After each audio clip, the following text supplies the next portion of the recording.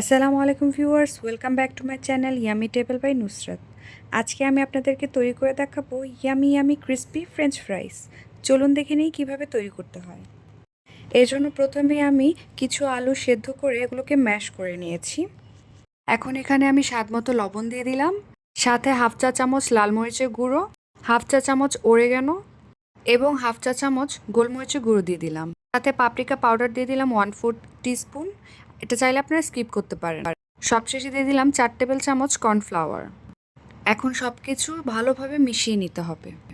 চেষ্টা করবেন আলুটা সেদ্ধ করার সময় যেন পানিটা পুরোপুরি শুকিয়ে যায়, নয়তো এটা তেলে ছাড়ার পরে আলুটা ভেঙে ভেঙে ছুটে যেতে পারে। মেশানো হয়ে গিয়েছে। এখন এগুলোকে আমি একটা ট্রের মধ্যে সমানভাবে বিছিয়ে নিচ্ছি। এর জন্য আমি উপর থেকে প্লাস্টিক র্যাপ দিয়ে চারদিকে সুন্দরভাবে স্প্রেড করে নিচ্ছি। ভিডিওতে দেখানো প্রসেসিংটা দেখতেই পাচ্ছেন, হাত দিয়ে সুন্দর করে চারদিকে স্প্রেড করে নিয়েছি। এখন এটা আমি ফ্রিজে রেখে দেবো 45 মিনিটের জন্য। 45 মিনিট পর ফ্রিজ থেকে বের করে এগুলোকে আমি কাটবো।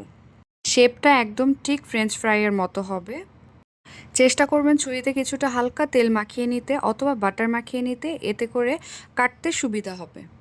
আমার কাটা হয়ে গিয়েছে। এখন আমি এগুলোকে ফ্রাই করব। এর জন্য আমি তেল গরম করে নিয়েছি। মিডিয়াম টু লো হিটে রেখে আমি সবগুলো ফ্রেঞ্চ ফ্রাইস ভেজে নেব। এমন হালকা ব্রাউন কালার হয়ে গেলে এগুলোকে তুলে রাখবো। ঠিক এই প্রসেসে সবগুলো ফ্রেঞ্চ ফ্রাই আমি ভেজে নিব। তৈরি হয়ে গেল আমার yummy yummy crispy French fries. আশা করি রেসিপিটি ভালো লেগেছে। ভালো লেগে থাকলে আমার চ্যানেলটিকে সাবস্ক্রাইব করবেন এবং ফ্যামিলি অ্যান্ড ফ্রেন্ডসদের সাথে শেয়ার করবেন। Thanks for watching. আল্লাহ হাফেজ।